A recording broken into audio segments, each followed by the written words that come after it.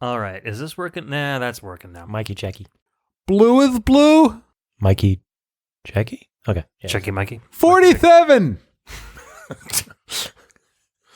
Try not shouting, please. Sorry. You set foot on foreign soil. Only this land isn't ruled by any country or government. In this land, we celebrate music. In this land, we celebrate games. In this land, we celebrate those who compose video game music. Welcome to the VGMbassy.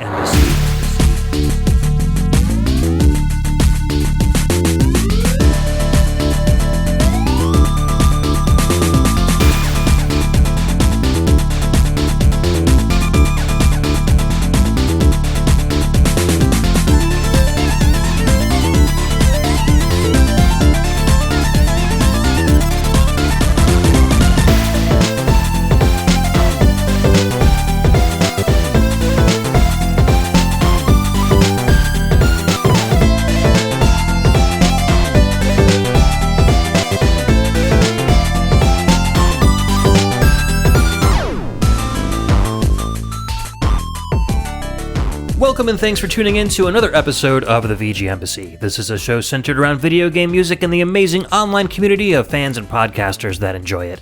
My name's Ed, and on each episode I'll take the role of Prime VGM Minister and invite a guest VG Ambassador onto the show to share with us their own video game music culture. Or I may share a part of my culture on a solo show. I don't think we're doing a very cultured show this time around. This is a Patron Picks episode. I do try to get one in per year. And the past couple episodes of this style, I've done winter music or icy music. And, I felt maybe the patrons might be running out of that stuff. So I decided to put up a poll to see what kind of music they would like to submit. And the overwhelming majority of y'all decided to torture us with bad VGM. Man. So we got trolled. Yep, I've got Joe here. I'm Joe. And I've got Todd here. I'm Todd. And it's the usual Patreon pick crew. Also the usual Embassy exclusive crew. And now that the Embassy exclusive show is on the main channel, I'm sure you'll all be familiar with the three of us and how we run things around here. This will be a little bit different than an Embassy exclusive, of course, because we're going to have a lot more music, talk a little bit about the games, a little bit about what we think of the music, etc. Joe, you were having some interesting thoughts about what you consider bad VGM before we started recording. So, generally, what people consider to be bad music or bad sound is things that aren't pleasing to the ear. So I started thinking about, why is that? Why would that be bad? What kind of things are not, I'll say, pleasing to hear or are unsatisfying to hear? And it got me thinking about, rhythms that don't properly resolve or that cut off too soon or that, don't complete the musical thought or, dissonance or, minor keys even. And there's a lot of music that I really enjoy that is very, dissonant or completely in a minor key or is meant to be creepy or disturbing. And I don't think that makes it bad at all. So I think a big thing that I'll be harping on throughout this episode is whether or not a pick is bad VGM versus just an unpleasant or an unhappy song. Yeah. No, I totally agree with you there. Todd and I both like our share of dissonant and minor key songs as well. I was going to say, if you want music in a minor key, just listen to the Arcade Machine. It's basically everything Ed and I listen to. Exactly. So. To have a song in a major key on that show is just bizarre. Actually, the upcoming show, we do have one that is, and it's a joke song, so that's about the extent of that. But it's a good point that you make, Joe, that you have to make the distinction between music that is just objectively bad and maybe music that you don't necessarily like, or music that gives you a negative feeling even though it's technically well composed. So I have listened to at least snippets of all of the music we're going to be playing on this show. I do kind of want to keep it a little bit of a surprise for, the three of us to get some raw reactions.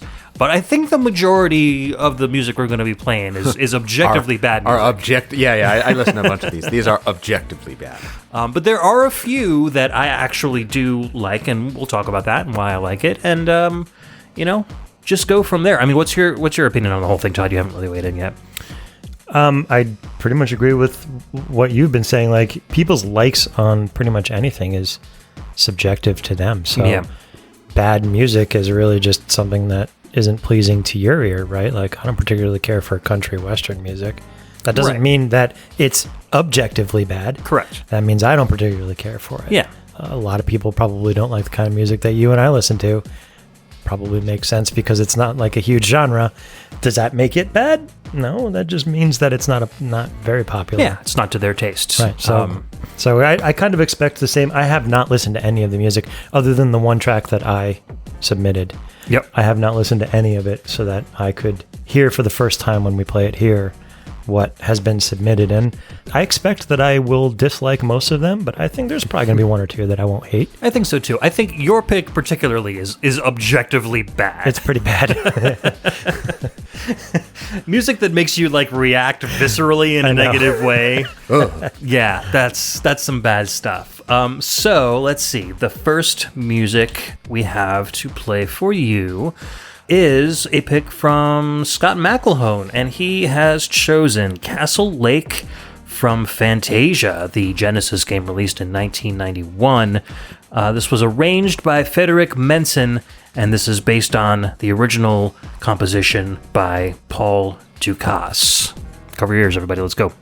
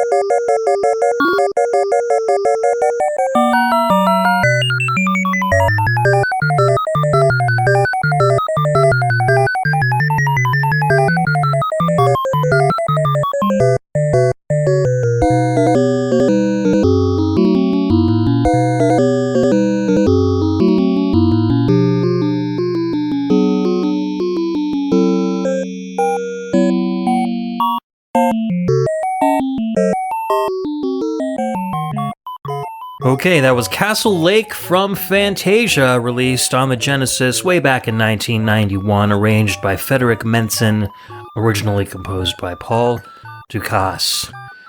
It doesn't even sound like Genesis music. And that's what I was saying as it was playing.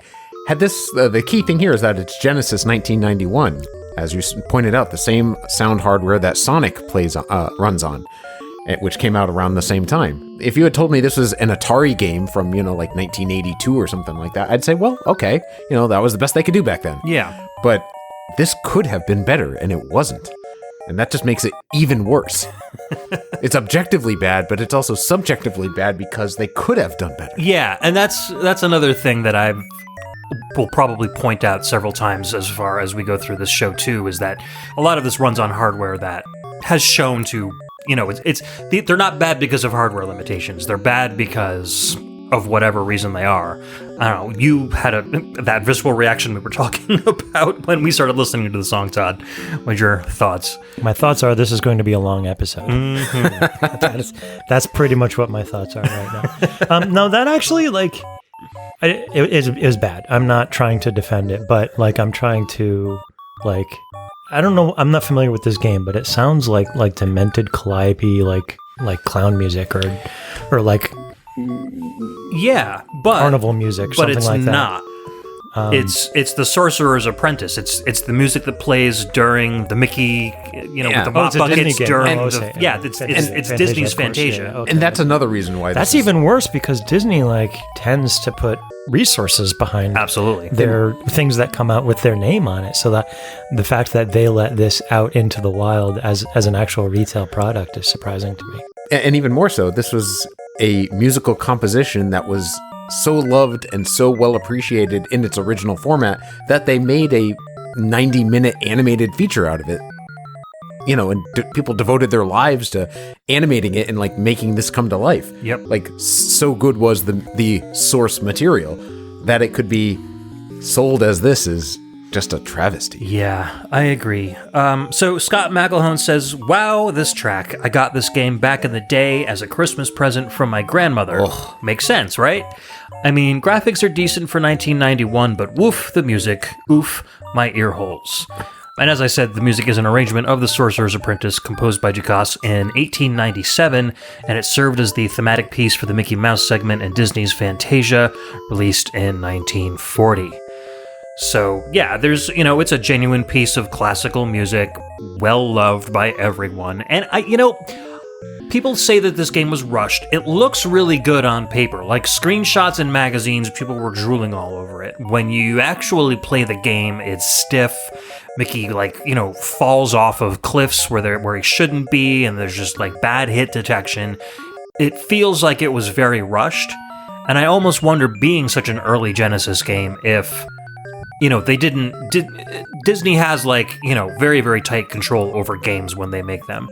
And I wonder if they just didn't know what the Genesis was capable of at the time. If they didn't know what good Genesis music sounded like. If they didn't know what good 16-bit gameplay was. And so, they rushed this out before the holiday season or whatever. And Disney was like, yeah, sure, that's the best Genesis can do. It must be. And just ended up shipping it out. Because going forward, their games got much more quality-oriented, I guess. Oh, yeah, there's a lot of good Disney games for the Genesis. I mean, I love Aladdin. I thought was a fantastic game. Yep. The Lion King was a good game for Genesis, too, and I've never actually played this game, but now I definitely don't want to ever change that. Yeah, when Mike and I interviewed Matt Furness on Pixel Tunes Radio a few years back, he was talking about making music for Disney games on the Genesis, and this was only 2 or 3 years after Fantasia came out, and he said he would have to constantly work on songs and tweak them and take notes and send drafts and drafts and drafts before they finally approve the music. So that obviously didn't happen here. They learned their lesson over time. Yeah, exactly. All right, guys, ready to move on? Yes. Oh, All dear right, Todd, God, what do we yes. got next? Next, we've got Freeze Man from Mega Man 7, composed by Tatsuya Nishimura, Yūko Takehara, Toshihiko Horiyama. Ed, you did this to him on purpose. He did. I know he did. I did. Makoto Tomozawa, Hiroshi Shimada, Noriko Ando, and Sushi Mori, Nariyuki Nobuyama, and Ippo Yamada. Nice job. That was pretty good. Yeah. Nicely done.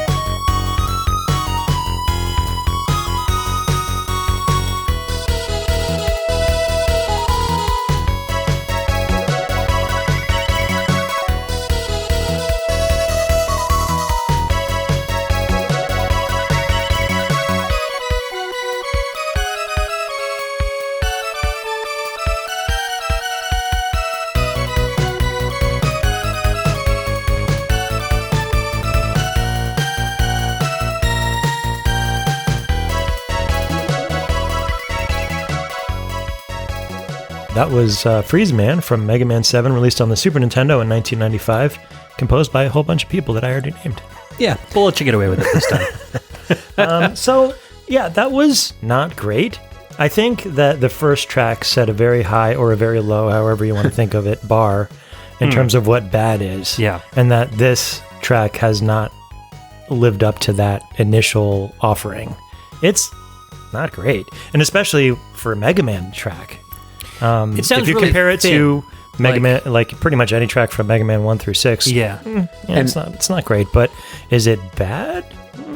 I don't know. And I'd even take your line of thinking a step further. Mega Man games for the Super Nintendo, by 1995, the X games had already come out, and those were, I'm going to say, almost perfect. I mean, those are really, really solid platforming games with amazing soundtracks. So it was the same system by the same company, this is a big step down. But to say it's objectively bad, I don't know. I don't dig it, but I don't know if it's right for this show. Yeah, this is Ryan. So when I did the farm episode with Ryan a couple years back, I picked a song from a game called Kinseed, and this has become like a part of VGMbassy lore that gets brought up all the time now. I picked a song from this game called Kinseed, which was a farming game, and I liked it, so I picked the track and put it in the game, and Ryan ripped into it like it was the worst song he'd ever heard in his life. And I think he's looking at songs from a composer's perspective, because he does write his own music, and he's composed music for a couple of different games too, so I think kind of like when I have like Dan Lawton on the show and we disagree about like run and gun games or something like that. He's looking at it from a speedrunner's perspective, and I'm looking at it from a casual gamer's perspective. So there's two different methods of looking at this music. So let's read what he has to say, and we'll see if it works out. Ryan writes, Mega Man 7 isn't known for its amazing soundtrack, serviceable at best. However, in this mediocre OST, one song rises above the rest. Freezeman's theme meets this requirement of just awful music. Here's my case. The piano synth is an awful sonic choice. Those chords are gross and they stab my eardrums. Underneath is a linear, off-time, uninspired bass section, which isn't even a nice fat bass, it's a garbage guitar Mega Man guitar sound. There is some fluttery synth in the background trying to distract you with its farting arps. Am I reading? Yeah, farting arps. Arpeggios. It's tasteless and is a cheap imitation of a fallen arp. Finally, the melody kicks in, it's lazy and also uninspired. It's a dispirited cacophony of noise. I like that. The drum percussion lacks any sleigh bells. How can you possibly write an ice theme without them?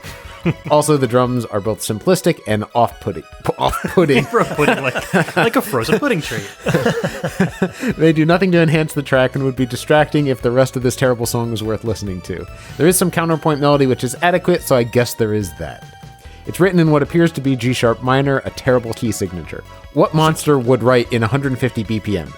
Bar 17 in the music is a simplistic melody and continues this motif and returns to the garbage intro melody stabs on bar 25.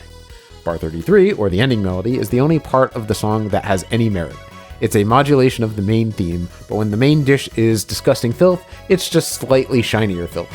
Mostly it just gives me hope that the song is over. But then it loops, and the nightmare continues. The only thing cold about this song is cold sweats I break into, realizing it's this song again. In conclusion, I used to watch the Phantomire, aka Mr. Bad Opinions Dan, when he streamed Mega Man 7. I once stated I didn't like the piano stabs. Dan likes Mega Man 7, thus I am 100% committed to this being a bad song. Just like he is committed to having bad opinions. Thanks for coming to my TED Talk. But tell us how you really feel. Holy moly, Ryan. So do you not like this song because Dan likes it, or do you not like it because you just don't like it? I mean, he does bring up some points, and these are things that I heard in the song that are, like I called it, like anemic and kind of thin sounding, and I think that's kind of what he's going for, especially, being in a key that a lot of people don't usually write in. So, I don't know. Do you guys agree? I mean, I'm not a musician in any sense. Yeah. I don't write any music. I don't read any music or anything like that. To the extent that I understood most of what Ryan was talking about, I agree with his assessment of the song. He's looking at it from a completely different perspective than I am. Right. Well, as you described before Joe read the diatribe here, I'm listening to it as somebody who, casually plays games and listens to the music that's in them, not as somebody that has any artistic merit whatsoever when it comes to them. So my perspective is it's not great, but it's not terrible. His perspective is, as somebody who does this, it's awful. And I get it. I totally get it. It's the trash that's on the bottom of trash, basically. Right. And also Dan likes it, so that means that. Right. I've got a little music theory in my background, so I get what Ryan's saying here, and he makes really good, valid, musically intellectual points. I can't combat them because they're all accurate. But, why does he hate this song when there are so many that you could be music theory-wise critical of in this way? Yeah. I kind of side with Todd. It's passing. I don't dig it, but it doesn't hurt my eardrums. Right, yeah. If I were digging around through bad music to put on this show and I came across this one, to my ears, I wouldn't consider this a candidate. I wouldn't put it on a show of the best Mega Man songs either, but I wouldn't put it on a bad, But he, like you said, he backs up his opinions very, very well. Yep. So you can't fault anybody for that. Fair enough. Got to give him points for that. Exactly. All right, so let's move on to something a little more experimental. Todd, you might be familiar with this composer's music. This is Buying Goods at Palmira from Evergrace, released on the PlayStation 2 in 2000, composed by Kota Hoshino.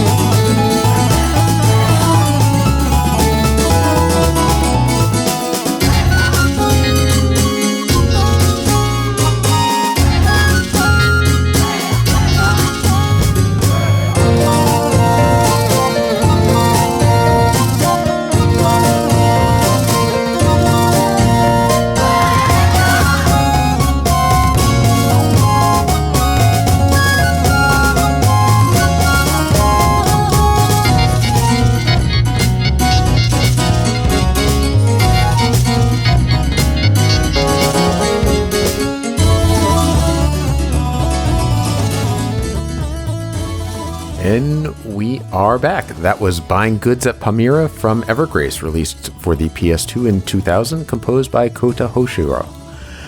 And that hurt my ears.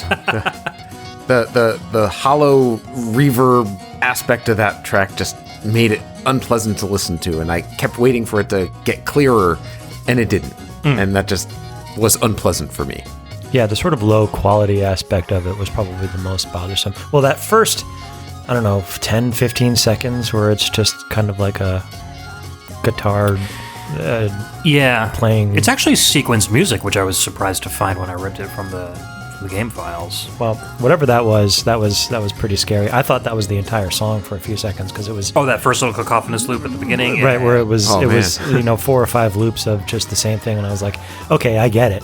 And then it got into the regular... Like, the regular song is, for me, is fine. It's not terrible. Yeah, I have mixed feelings on this one. When it started, I was definitely like, holy crap, what am I listening to? How did this, constitute as part of the soundtrack?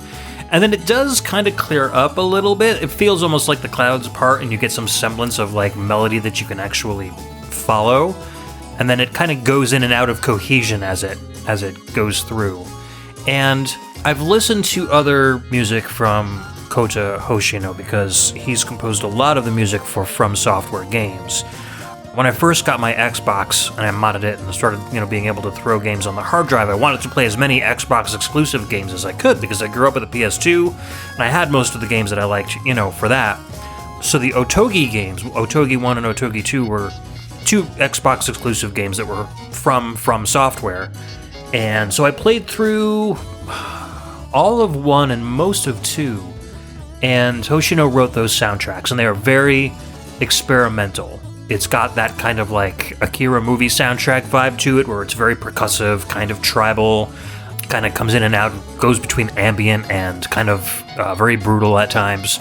So I think he's just a very experimental composer, and the fact that Evergrace is more of a like a traditional RPG, like an action RPG kind of a game.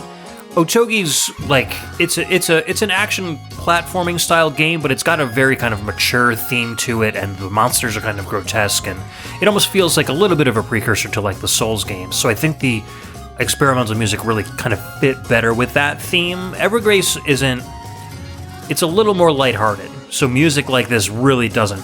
Especially like this is like the town music. So when you're in non-combat scenarios talking with people, you've got to listen to this in the background. So I can imagine if you've like played this game all the way through, this music is going to get absolutely grating to you after a while. So I think it's about the location in the game that informs the quality of the music as much as it does just listening to it.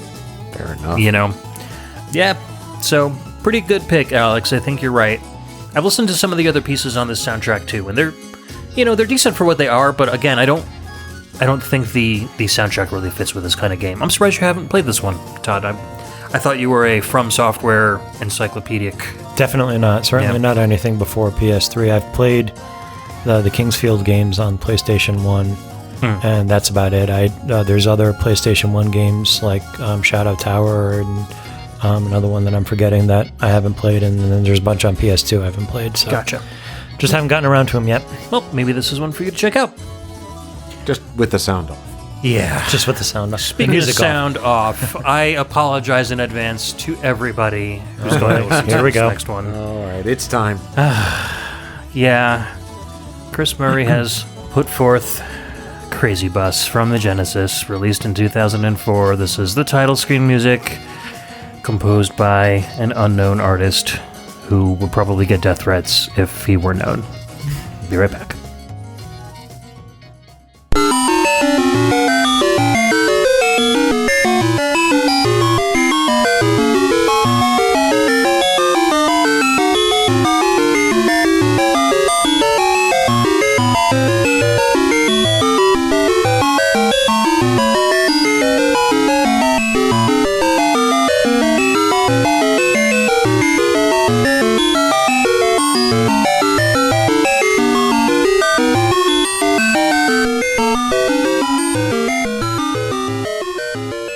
All right, that was the title screen music from Crazy Bus.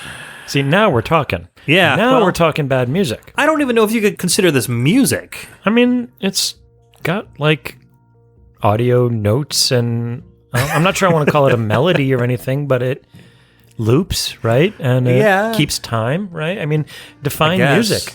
You need to be able to distinguish between something done on purpose and something done accidentally. Well, presumably Unknown did this on purpose. What I want to know is if Unknown is unknown because of this, or they legitimately just don't know who wrote it. Well, I have some answers to those questions. So first of all, we'll read what Chris Murray had to say.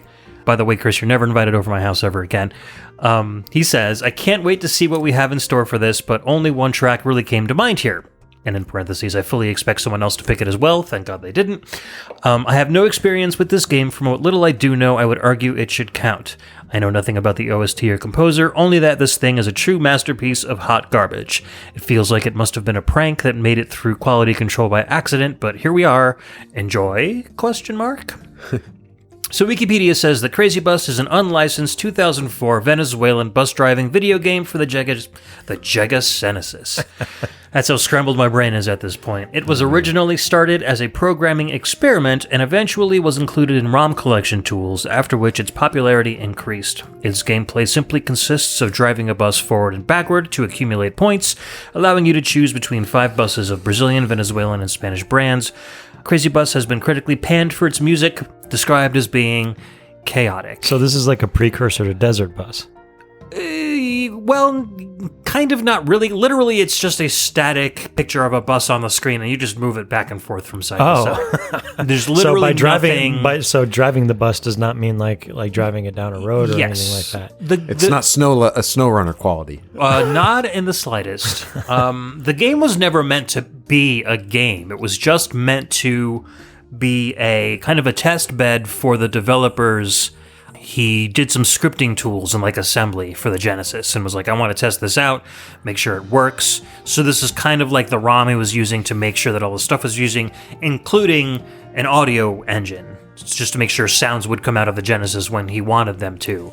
So what I'm hearing is this isn't an actual game. I was going to say, that almost makes it not It's not count. an actual game. And so does this track even count as VGM? It has actually been released on cartridge, like as a meme game. So I guess as a meme game, you can kind of count it. The audio was basically him typing in random garbage into the audio, portion of the program ROM and just making sure that sound comes out properly. He wasn't trying to make like a political statement or anything like that about like the garbage that the big companies force composers to put out or something like that. This is what happens when we're under time crunch. We just throw whatever is at the wall. Actually, the next song really does actually have a lot to do with that. But This is post VGM. this is, we can call it that. As experimental, it's what the art. It's what the experimental people call experimental. Yeah, so that was Crazy Bus. It's kind of it's well known as being one of the worst examples of quote-unquote VGM in existence. Well, So- until recently, I had the fortune to have never heard it before. So thanks a lot, Ed. Well, there you go. And thanks a lot, Chris. I will never forgive either of you. You are welcome. When you're laying in bed tonight and this is going through your head, we'll be laughing maniacally. Anyway, let's move on. Here's another great example of famous bad VGM. Todd, what's up next? Up next is Central City from Sonic Chronicles, The Dark Brotherhood, released on the DS in 2008, composed by Steven Sim with additional music by Richard Jacques. Oh, he pronounces it Jakes. Jakes, then. My apologies, Richard. Dick.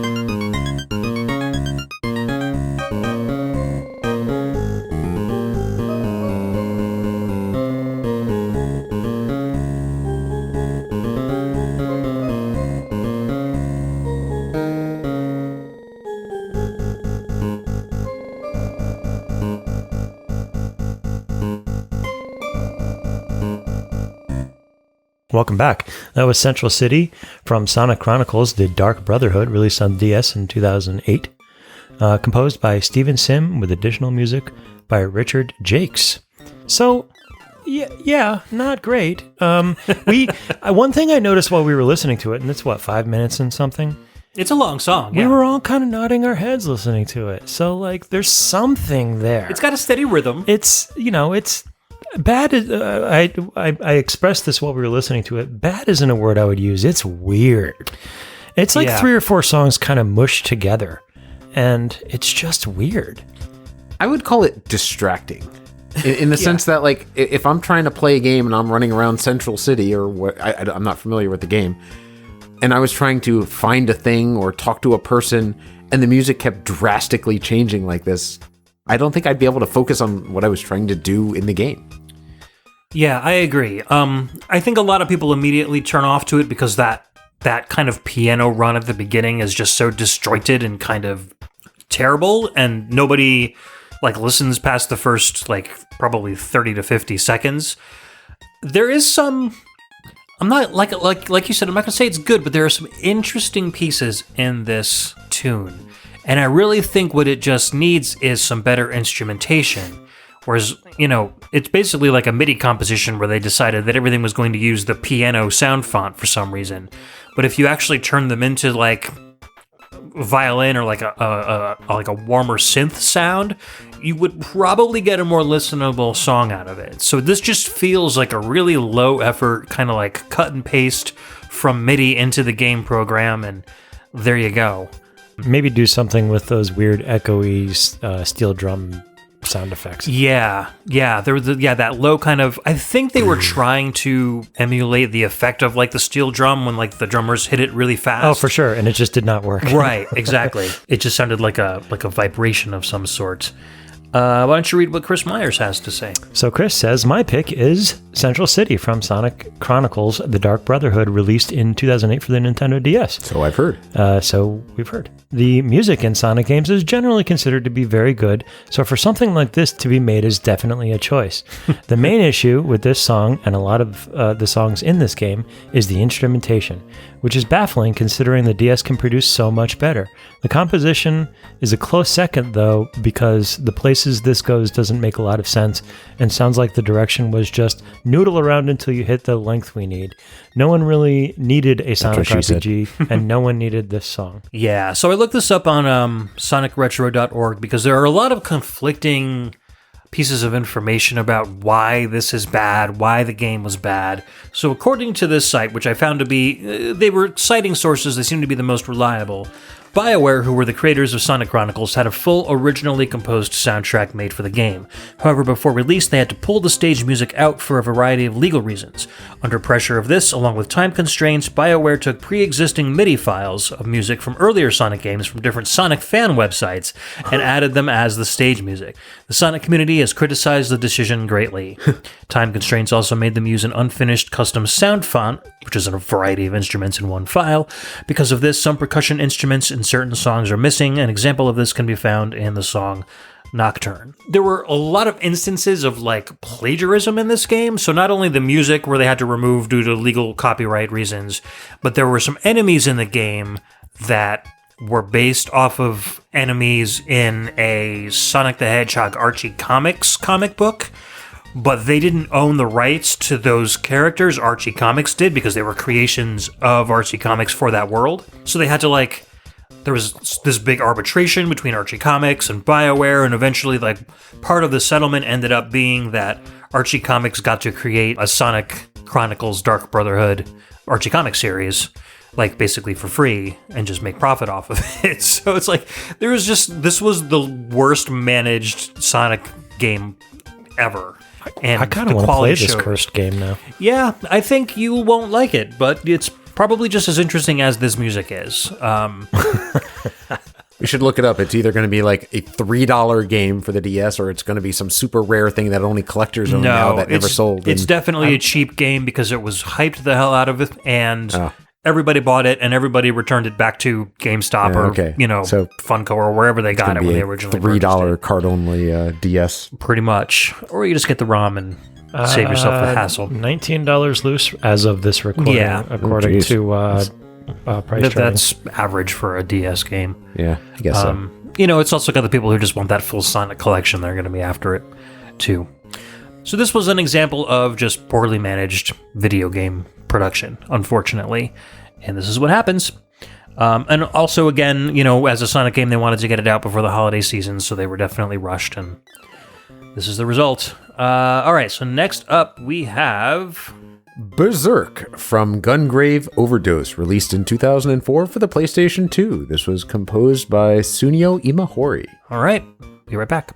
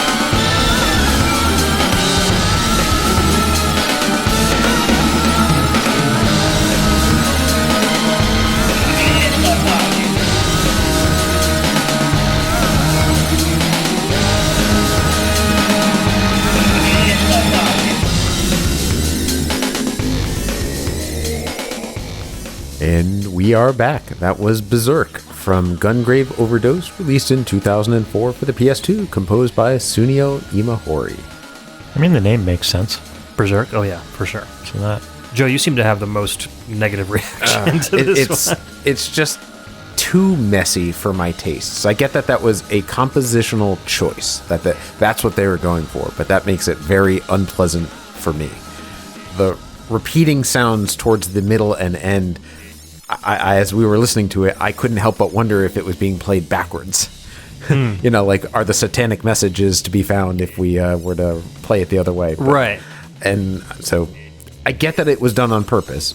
It wasn't like poor production. It was just poor choices in my mind. So I didn't care for that. That's fair. Todd? It wasn't that bad, honestly. I mean, that's you know, what I was as saying. Somebody who listens to Pig and KMFDM and Ministry and whatnot, like, this tickled a, particular part of my brain a little bit. Is it, am I going to listen to it? Is it going to become part of my regular rotation? Probably not, but it wasn't that bad. It wasn't that bad. Yeah, if I were doing a boss fight to this, I'd probably be jamming along with it, for sure. There were those little, like, glitchy, screechy sound effects in there. If they were buried a little bit further back in the mix, I think it would have helped Joe maybe appreciate it a little bit more. It was very, like... They were kind of up front. Yeah, there was a lot going on at the same time at pretty much all times. Right. And I realize that's the point, but it was definitely... There was a lot. Yeah. Towards the middle of the song, when it was kind of just the percussion and the bass line with some of those, like, vocal samples going on, like, I think that's my favorite part. Yeah, the first 10, 15 seconds, I was kind of jamming a little bit, and then, like, the craziness came in, and that set it back a little bit. But all in all, my favorite track so far. Yeah, the soundtrack is pretty much like this. I mean, this being a boss track it's a little more intense than the other ones, but it's just got a very kind of industrial rock feel to it. It's Japanese industrial rock, which I think does have its own flavor, kind of like, you know, Trigun or one of those anime soundtracks where it's got more melody to it than like your standard like UK or American industrial track does. This was presented to us by The Last Rican. And he says, this game. I played it to completion, even the hardest difficulty, simply because I bought it and hated it, but refused to acknowledge it was a horrible game simply because I refused to let my fiancé, ex-wife now, be right about the fact I wasted $40 on crap. The game isn't unplayable or laggy, so to say, it's just not a good game, and the OST can't decide if it wants to be rock, jazz, or something else. So enjoy having your ears bleed to this track. Fair enough. Man. Yeah, you know, I played the first Gungrave, and I thought it was decent. It wasn't like anything that really stuck in my brain as far as what kind of game are we talking about here? It's like a third, but it's like I don't know, Devil May Cry with a little more emphasis on gunplay. Oh, okay. Yeah, okay. Not really my jam, but yeah, you know, but it's got like a comic booky, cel shaded feel to it. So the guy's got a huge like coffin that turns into a gun and that kind of game.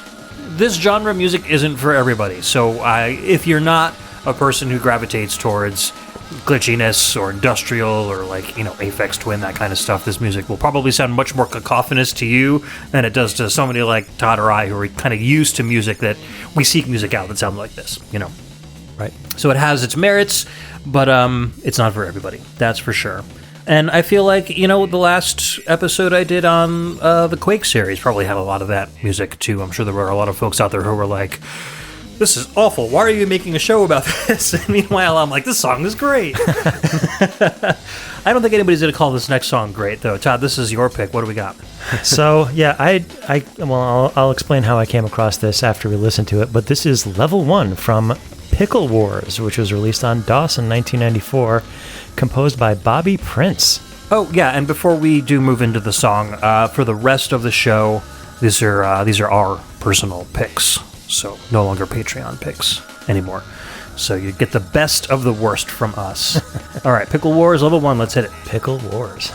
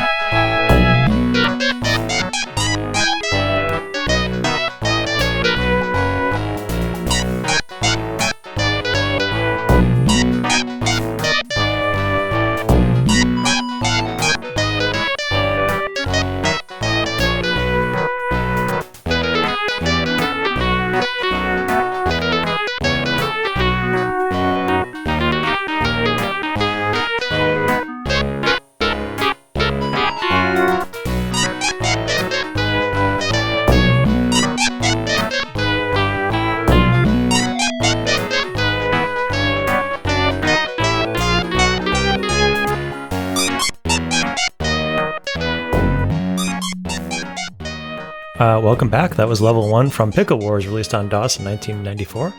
Composed by Bobby Prince, who some may recognize as the Doom guy. Yeah. God, I can't believe the same dude who wrote Doom and Doom 2 Did that. barfed this on. And I would like to dedicate this song to Chris, who introduced me to Crazy Bus a few minutes ago. Ah, beautiful. So how did I come across this track? It's not like I've ever played Pickle Wars. I had a Twitch stream on. Somebody was playing like random DOS games, and this happened to be one of them. And like I was playing something else and had that on just kind of in the background, and just out of nowhere, I'm like, "Why is there an ice pick in my ear? What's going on?" And I turn around, I turn and look at the screen, and this game is playing. And I actually stopped what I was doing and turned up the volume and listened to the game because I knew this episode was coming up. This was only a few days ago. Serendipity. And I was like, this has to be on the episode. I wasn't actually going to submit a song. I was going to let the Patreon subscribers submit all of the songs. But when I heard this, I was like, what is this game? I've got to find out what it is so that I can send it to Ed and he can pull this terrible music and put it on the show. Yep. I remember your message, and I was like, oh my God, what is this? This needs to be on the show. And it took a little while to find the song, too, because I think because it's not great, like there are archives of DOS music all around the internet, and it was not in any of them. We happened to find it on like Bobby Prince's like VGMDB page or something like that. There was a link to 2 versions of this soundtrack. This is the ad-lib version of the soundtrack for the ad-lib sound card, and then the other one was like a standard MIDI or like the MT32 version, which sounded slightly better. Right, admittedly, the different sound font or whatever it is that you call it, or doing playing the track through MIDI was a little bit less grating on the ear. Yeah, but that's no excuse because that's no excuse.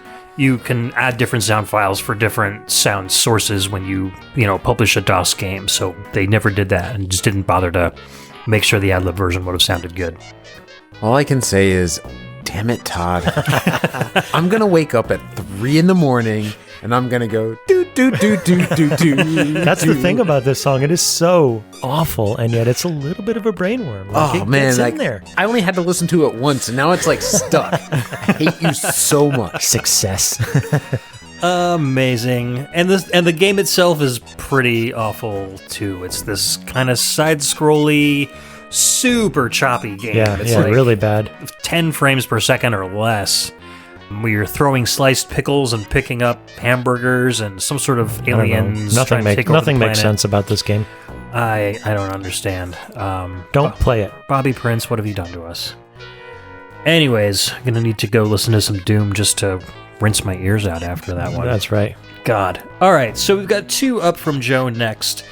I don't know where you found this one, sir.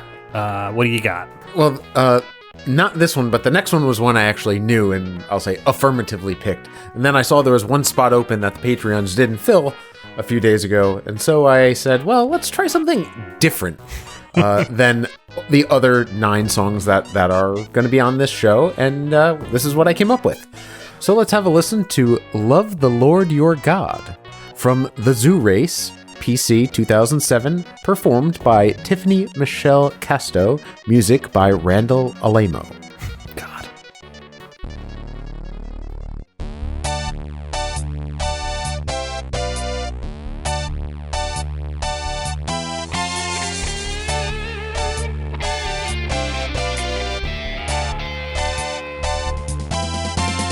The man notes was sent at the top. He came down from a big hilltop, and what he said was oh so true. He said for you, and he said, love the Lord your God with all your heart. Love the Lord your God with all your soul. Love the Lord your God with all your strength.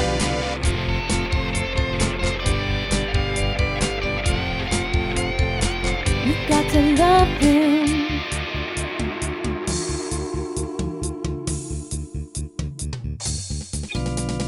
Man did ask, what of the law?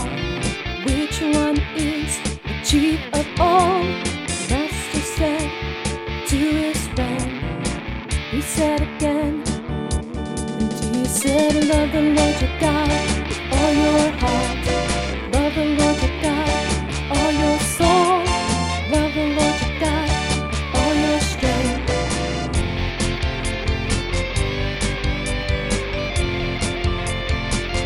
got to love him.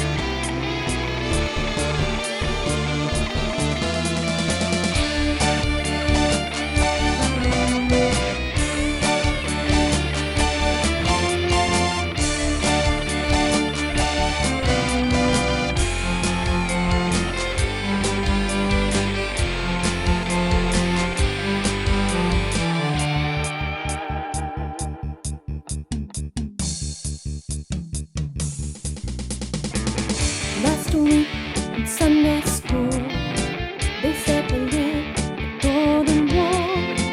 The teacher said to us all, he said apart, and he said, love the Lord your God with all your heart, love the Lord your God with all your soul, love the Lord your God with all your strength.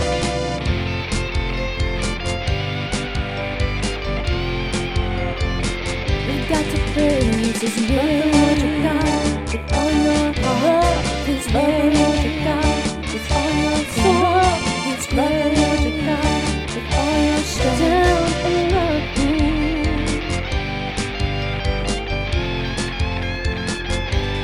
Think of His love, Lord your God, with all your heart. See His name, Lord your God, with all your soul. Sacrifice of love, Lord your God, all your strength. God, I love you.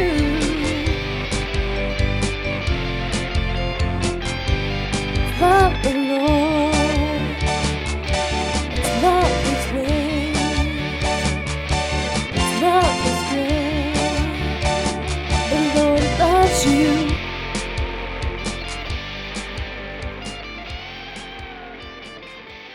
Oh, man. And we're back.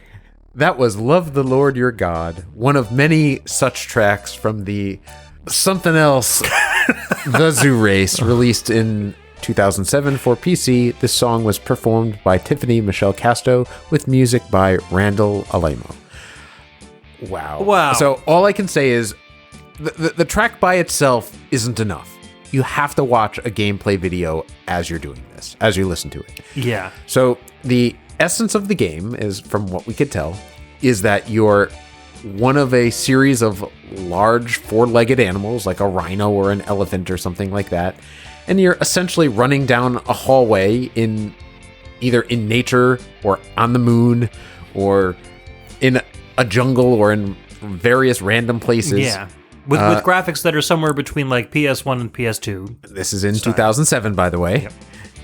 And it's all Bible themed, kind of. There are flags like on the side of the race course which proclaim that God loves you. And there's someone who I guess is supposed to be Noah waiting at the end of each race.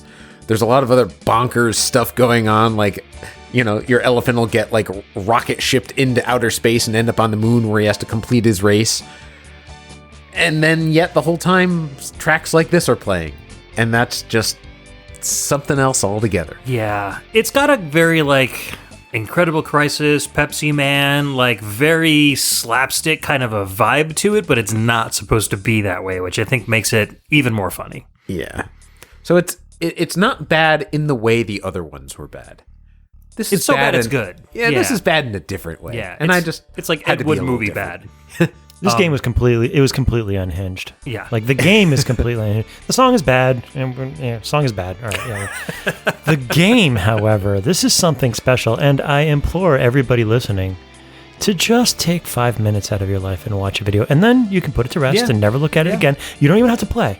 Just watch like a 5-minute video of somebody playing this game, and then move on. Markiplier and JonTron both have gameplay videos of this, and they are both absolutely hilarious.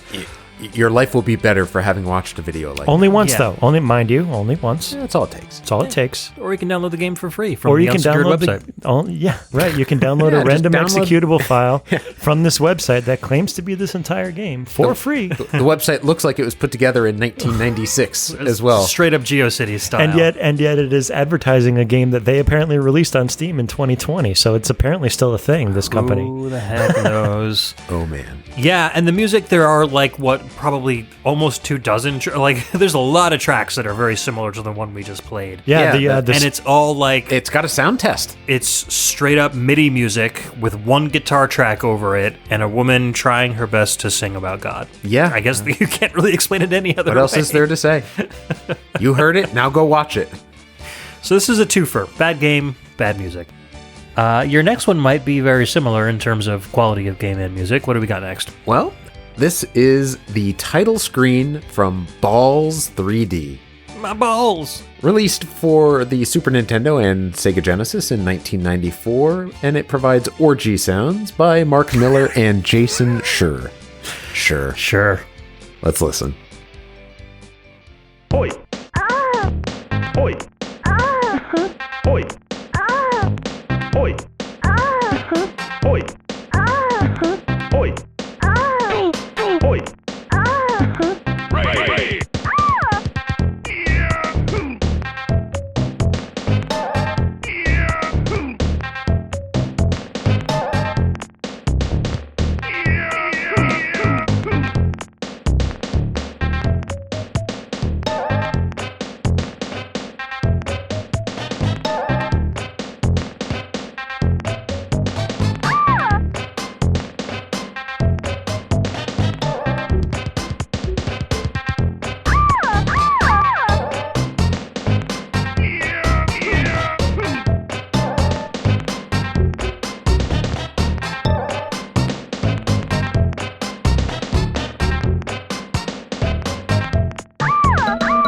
Oi!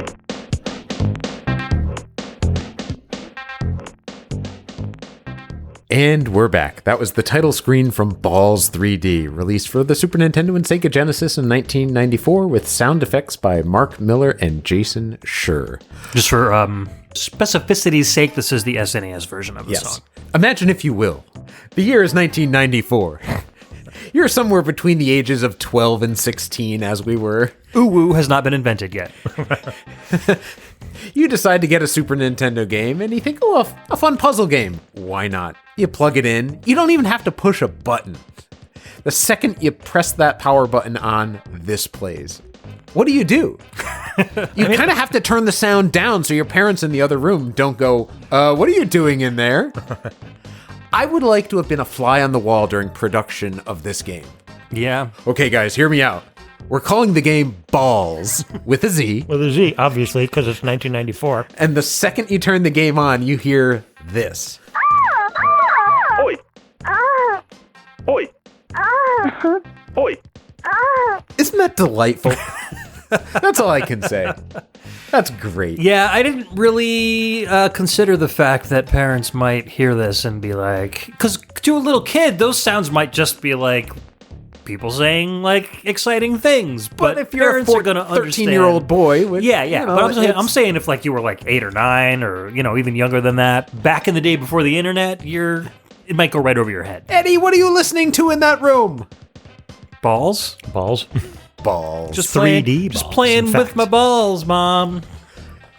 Ah, that's great. Yeah, this is the worst. And this reminds me of the Mick and Mac Global Gladiators song for the Tommy Tallarico did. It's the same kind of thing. It's just a beat with vocal samples. Yeah. It's one of Mike Levy's favorite songs. Back on Pixel Tunes, he wouldn't shut up about it. So this is right up there with that. I think yeah. you can stick them side by side. I remember when you guys played that one. Yeah. Fun times. All right, so we are down to our last track. This one is my pick. I picked some more amazing Genesis tunes to listen to. This one is the Fire Station song from Richard Scarry's Busy Town, released on the Genesis in 1994, composed by Andras Magyari.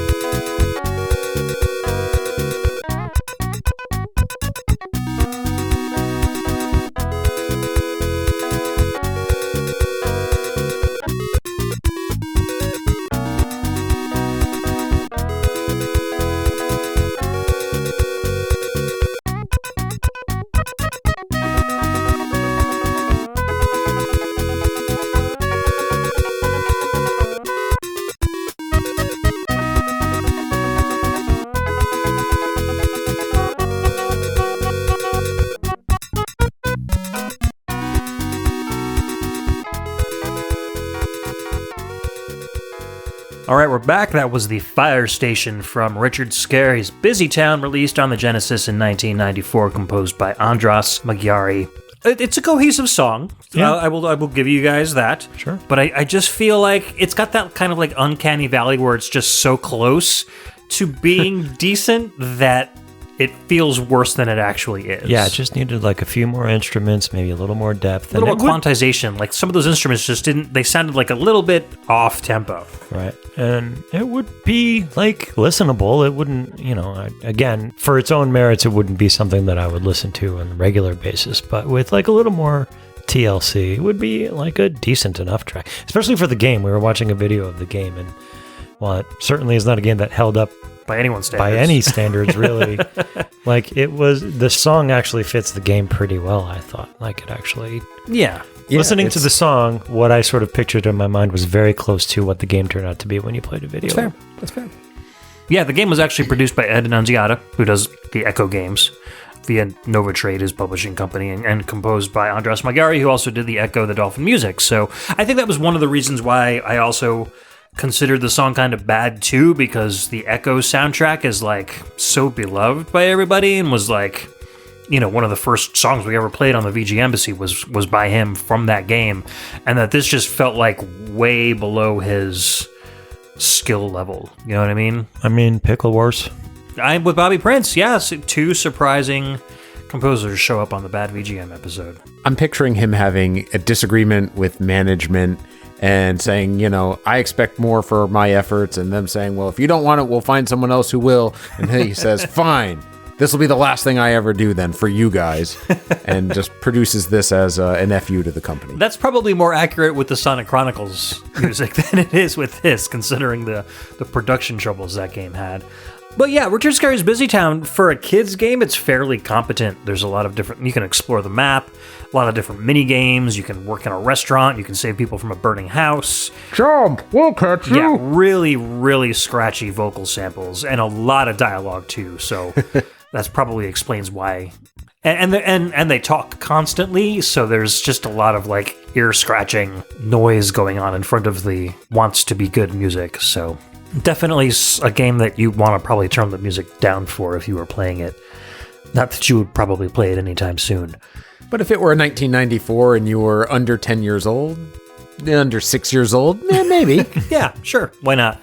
If it was the only game at Blockbuster and you desperately needed to bring a game home, this would at least keep you occupied for an afternoon. I'm reminded of the Simpsons episode where the only game he could rent was Lee Carvalho's putting challenge. Oh, yeah. Oh, man, they only have Richard Scarry's Busy Town. Fine. Gotta rent something.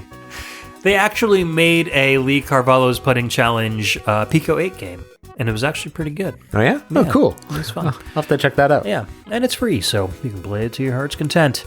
So, what have we learned today, guys? What's the takeaway from this show? Don't agree to another bad music show. Don't let the patrons don't let vote the on listeners which... troll us. No, it's bad is defined in different ways. It's not necessarily bad composition or bad production. It could just be something you don't dig. Right. And I feel like for most of the songs that we played tonight, we were able to at least pick out a little bit positive about each one of them. Not the Pickle Wars song. Yeah. But if you're going to hate on something, have or a the good Crazy reason Bus for song. it. And correct. And even the ones that are but at least really... we were able to justify the Crazy Bus song. Yeah, I guess. And even the ones that are just awful for one reason or another might be entertaining or at least nostalgic. Yeah, exactly. Balls. 3D.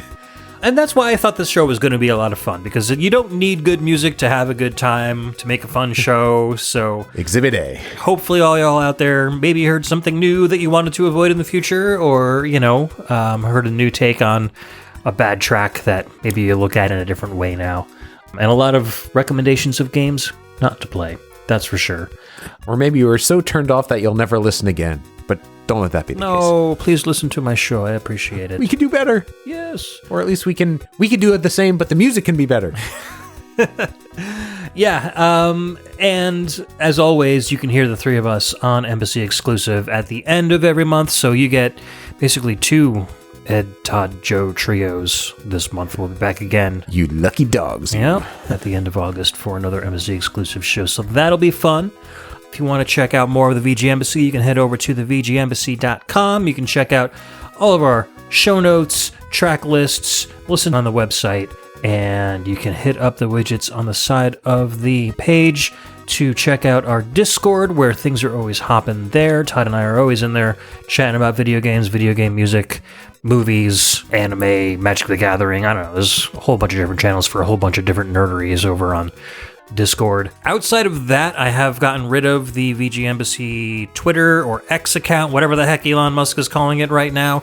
I just got a little bit sick of that whole thing, so no more VG Embassy there. I went over to Mastodon for a little bit, but the server I was on just got shut down today, so I don't know if I'm going to go back on Mastodon. I think I'm going to kind of like play it cool and see which social media site kind of wins these wars, and then I'll maybe Stay tuned to hear Ed on Threads. Yeah, I don't really want to do Threads. I'm not a Zuckerberg fan either, so I don't know. We'll try to find something that's ethically sound and fun to post on. But until then, check us out on Discord. You can also head over to patreon.com/thevgembassy, and you can check out all of our tiers for a couple dollars a month. You can get some cool stuff. You can get your song on a cool Patreon pick like this. You get access to the Patreon Lounge on our Discord to chat with an exclusive group of people where we do lots of fun stuff there as well. And, you can give Todd a haircut. That's one of our tiers. Sure. Why not? I'm getting a little punchy at the end of the night. I do like to thank Don't let him, Todd. You saw what happened to me. Straight Buzz. Joe's never grew back. I would like to thank Indira J for all the podcast artwork, and Trevin Hughes, a.k.a. Jredd, for the podcast theme song, and all of our Patreon patrons, starting at our tourist level, Cameron Childs and the Phantom Meyer, our VG emissaries, Chris Myers, Chris Murray, Gannon11, Keyglyph, Kyle Kroll, The Dyad, The Last Recon, and Professor Tom, our audio attaché members, Cameron Worma, Carlito, and Scott McElhone, and our special agent here, Ryan Steele. Thank you guys so much for sticking with the VG Embassy throughout all these years. We got many more shows on the way. We're going to have a lot of fun as we lead up towards episode 100. And I think as far as patrons go, we'll be reaching out to you guys for some special stuff centering around episode 100 in a couple months. Until then, take care, everybody. We'll see y'all at the end of the month with Embassy Exclusive. Bye. Balls. 3D.